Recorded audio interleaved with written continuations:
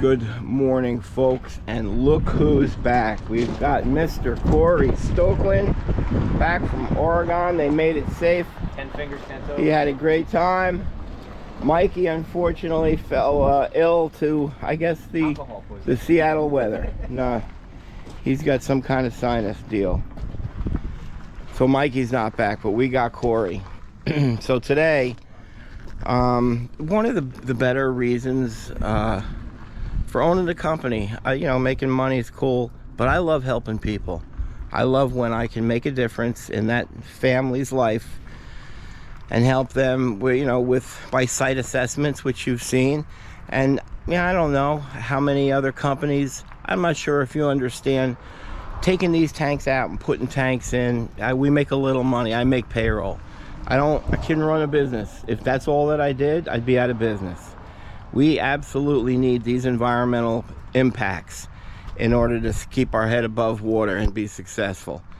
And I bet you that nobody else in this industry does as many site assessments as me. Now, we just did one, so I'm sure you know a site assessment is when the building inspector comes out, runs his inspection, and tank fails.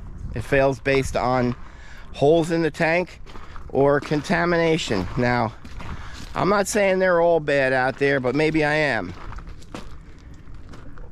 That means that there's a remediation. That may not be a bad remediation, but it means there's a remediation. It means I gotta come with equipment, dig up the contamination, stage it, hire trucking, truck it out, all that. I mean, even if it were a small, let's say a 10-ton environmental impact, that's one of Big Red's.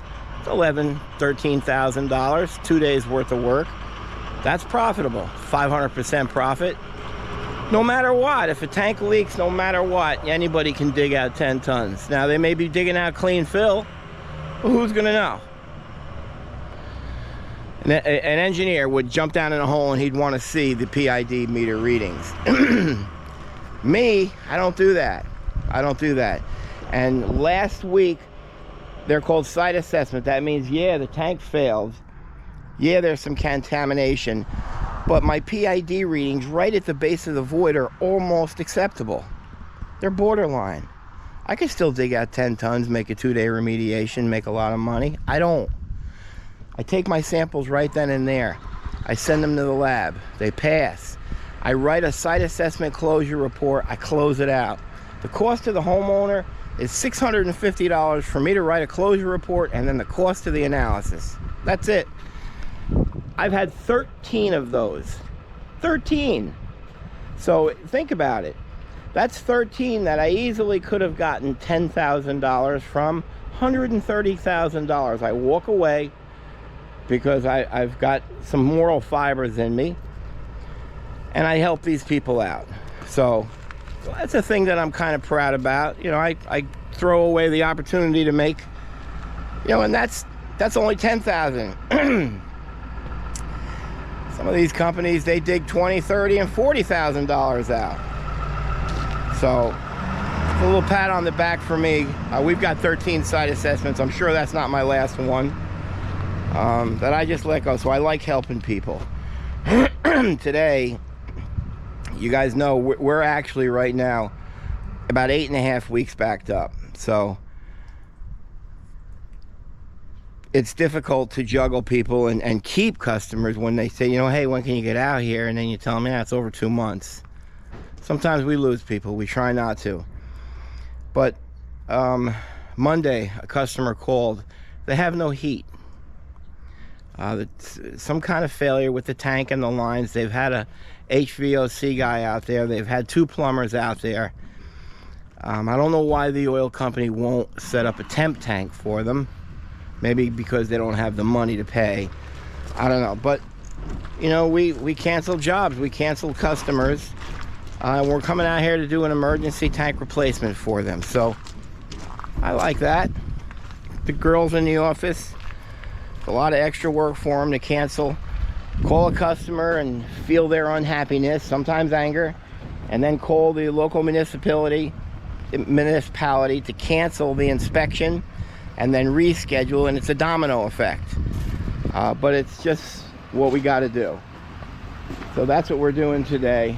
A lot of self-absorbed compliments there from myself. So just giving you a, how you feeling? How's your back? Better. Better? All right. Okay, cool. I don't know anything about this job, do you? They're out of fuel. I know they have no heat. Somebody said they couldn't get heat going because it was too clogged. Uh-huh. I don't understand that, so we'll see. Yeah, I got too clogged, and they, you know, the oil company wouldn't put a temp tank, and so I don't know, a lot of different stories. You know, sometimes you'll get 9 different stories just to try to do anything they can to get us out there. They don't really need to get that involved, but it's local. We're out there. So we're gonna load up a tank. We're gonna do Mikey's job here a little bit. I don't know, he's been sick since he got off the plane. And that's it, folks. Okay, we've reached our destination. I did this site inspection probably 9 or 8 months ago. I'm surprised they actually signed with us. I thought maybe we didn't get it. It's going to be a difficult job. It's a challenging project. Okay, so here's what we got. So we had to take this door off. They have two 275s in here. This system they have is just ridiculous, and that's the problem. That's why they're replacing it. They got a 5/8 line, and I'll show you what's going on in there. And then they have 2 more suction lines, and they have 1 return. So it comes over, it comes in here. They have 1 hot water heater that the tank services, and they have 2 heater units, upstairs and downstairs. They brought it in, that 5/8 line, put it right here, and they draw their 3 suction lines from here. I mean, it just creates a massive problem. If all 3 of these burners kick on at the same time, you've got half inch, half inch, half inch. That's 1.5 inches. You got 5/8. It starves these burners. It's not, the diameter is not enough if the burners kick on at the same time. So they're just having a lot of problem because of sludge. The burners keep shutting down. They got the service man that doesn't even want to work on these things right now. We're putting the tank right outside there. So obviously I can't run new lines when I come in through here, up and over, because the joists run this way. So we're gonna dig a trench out there, and I'm bringing him 4 lines. 3 half-inch suction line. We'll go suction, suction, suction, and then 1 return back to the tank. We're recommending that when the HVAC guy comes out, that they turn all of these into a 1-line system that doesn't require a return. It circulates the oil, and it just, you know, it breaks the oil down, creates sludge. It's not a good thing. I mean, actually, all 3 of these should have tiger loops. That would be the best thing, but it's a lot of money. So that's our game plan. Very meticulous homeowners, so we've got to make this entire space. We've got to cut these tanks because they want them to go out the window. They don't want the tanks carried through the home. So we've been here over an hour already just trying to set up. Gonna minimize the amount of times we come through here.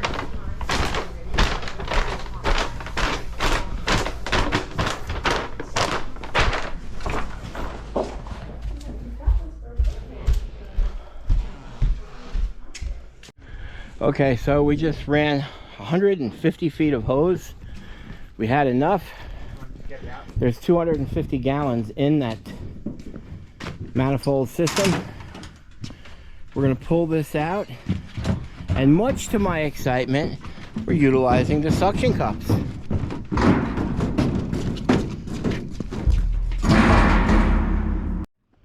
Flip it to the...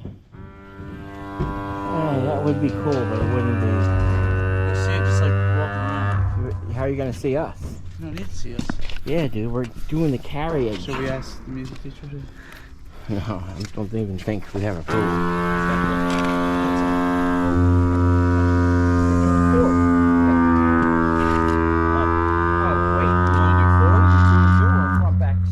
Whatever you want. I'll do four. Corey wants to go 2 and 2. Yeah, I'm not in love with the red ones. Yeah, you hold it. Yeah. That's why I'm doing the hold hook. Come on. Gotta look backwards Ready? now. Ready, Mr. Hands on their hips for 15 minutes? You said we're carrying it. Yeah. Waiting We on do you. other stuff to set it up, though. We're waiting for you. There he goes. Is your side on? Yeah. All right, let's go. You're gonna keep it on like Okay. Boom. Boom. Hey, whose idea was it to get those Who gave you suction cups? Oh, you gave me approval. Nobody else would pull a trigger core, but you can spend my money. Serious, Sam? See, we were just asking what percentage of the weight each individual carried. Now, you can tell by my facial expression and my breathing that I was over the 25%. Craig felt as if he was. We did the sides. Corey? I mean, I Yeah. didn't do much. Okay. And Sam, where's Sam? Sam left. So that's how that ratio went. I might have could have let it go and just see what happened. But thumbs up to the, hey, 4 of those would be nice. And look at I'm healing. nice job. We're only 8 days in. You got a scab already?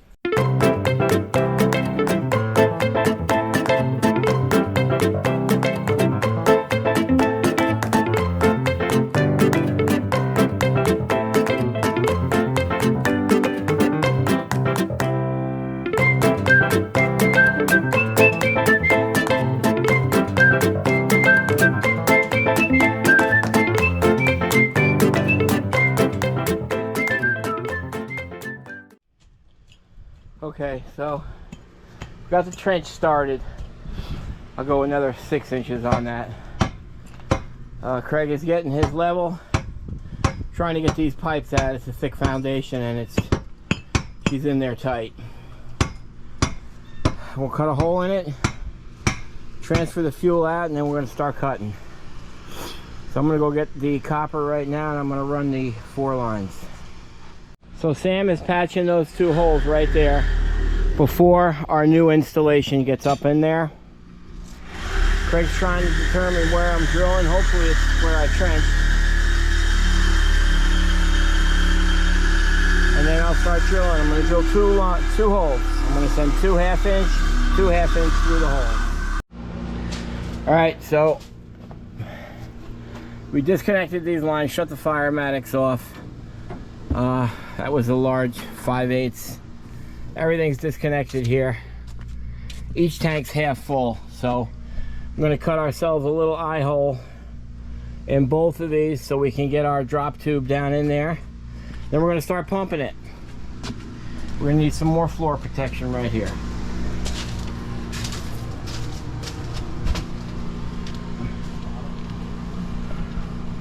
I'm 5-0.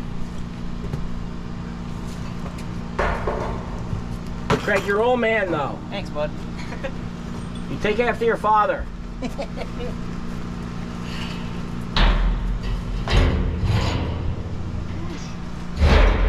Okay. Tanks installed.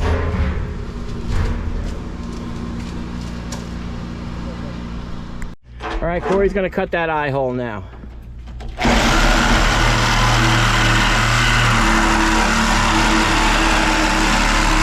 Ready?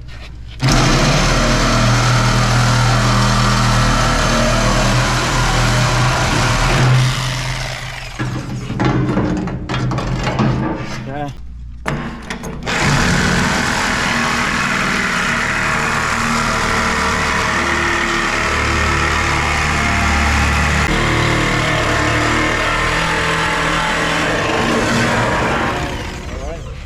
Good job.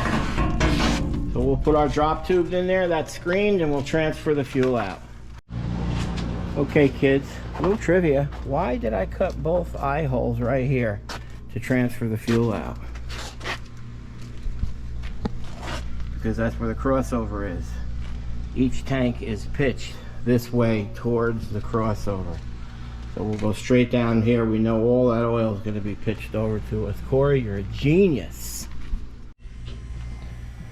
Okay, you can see there's quite a bit of oil in these. This one's pumping down now. We're going good. We shut off each Firematic on that crossover. Okay, we've got all this, probably a good bucket out of each one. That's a tremendous amount of sludge for an above ground oil tank.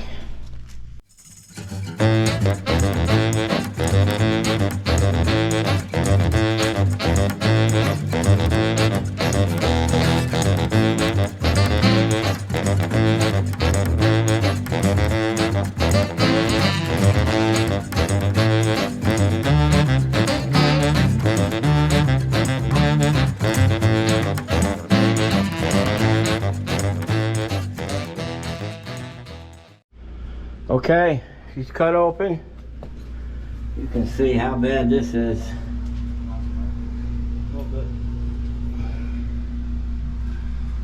Terrible. Look at these drop tubes. Look how far off the bottom that drop tube was. It's probably 30 gallons of oil they'd never used.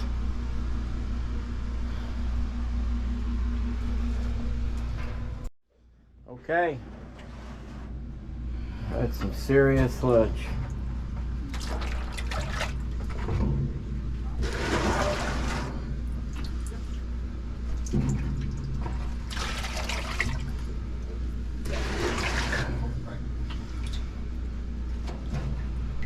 We get 2 buckets out of each one. So that's what I always try to explain. Right beneath all that 1.5 inches of sludge is it's a crossover fitting to level the tanks, but people put their suction line in it. Look at the sludge, it just goes right into the line.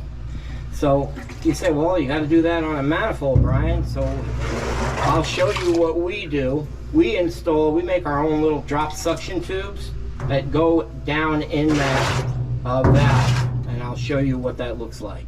Okay, so this is what I'm talking about when we put our drop sludge tube. So that's the bottom, that's inside the tank.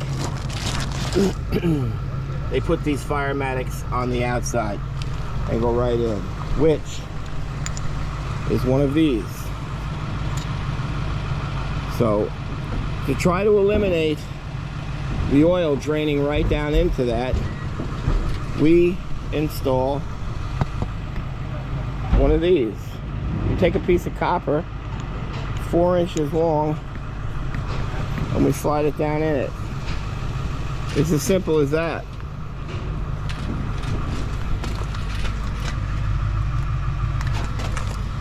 It looks the same, but it comes up through the tank. Boy, hold this a minute. Go up. So what it looks like,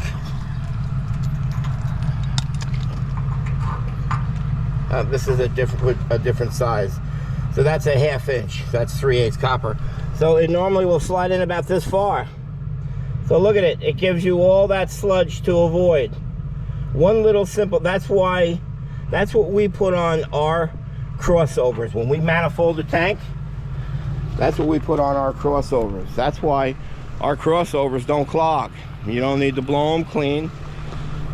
There's nothing on the market that we've found that does that. We've come up with that on our own. Now, to get that to fit in there, it's just for friction fit. It takes a little bit to get in, but if you scar it up or you slightly oblong the copper, it'll work.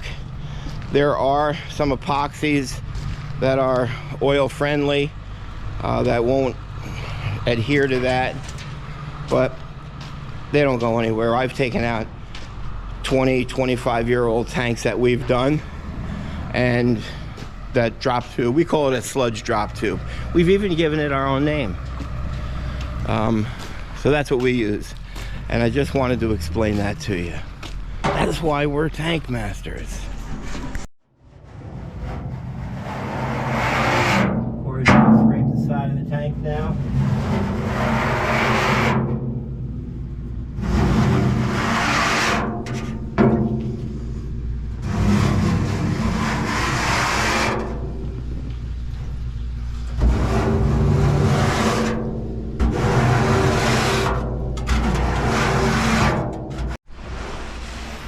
Now Corey will swab that completely dry with these absorbent pads, and then we legally discard those pads.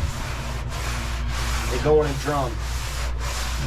Brought to a waste facility. Okay, getting there.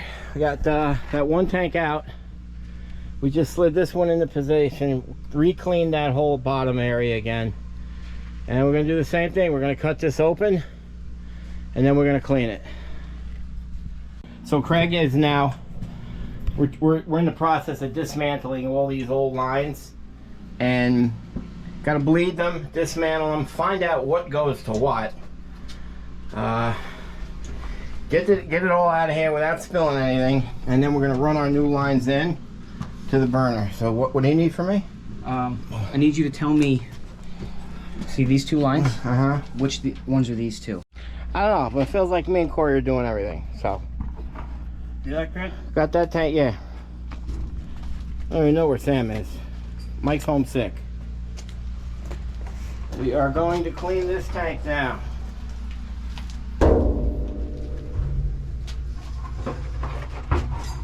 You noticed something I noticed. Let's see if the crowd can figure it out. Now, I showed you the interior of the last. Do you see a difference here?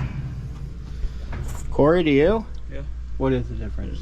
There's a lot more thick sludge. Why? Because that was where the fill was. Correct. That's where the oil all came in.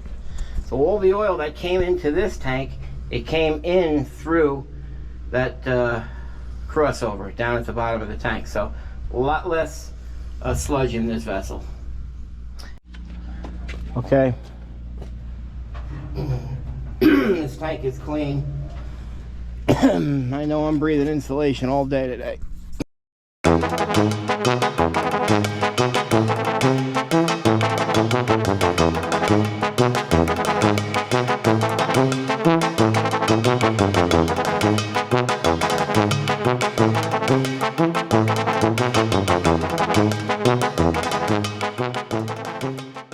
All right, so we are push-pulling all the oil out of these lines. This is the big boy.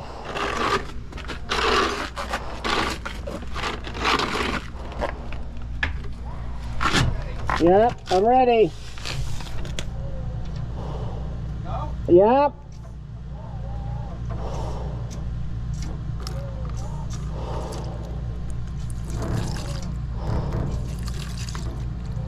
So we'll clean all the oil out of that, and then we'll be able to pull it out from here and not worry that we're going to spew oil everywhere. Well, yeah, keep going.